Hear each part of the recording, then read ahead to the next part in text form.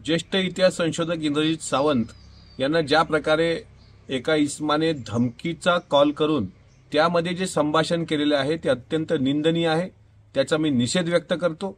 आणि अशा प्रकारे शिवाजी महाराजांच्या संभाजीराजांच्या इतिहासाबद्दल जर कोणी तिसरा भामटा फोन करून इतिहास संशोधकांना धमकावत असेल, शेवटी विचाराची लढाई विचाराने झाली पाहिजे। काही मुद्दे आहेत ते खोडता येऊ शकतात, पण अशा प्रकारे अवमानजनक वक्तव्य जर महापुरुषांबद्दल होत असेल तर त्यावर कठोर कारवाई राज्य सरकारने केली पाहिजे।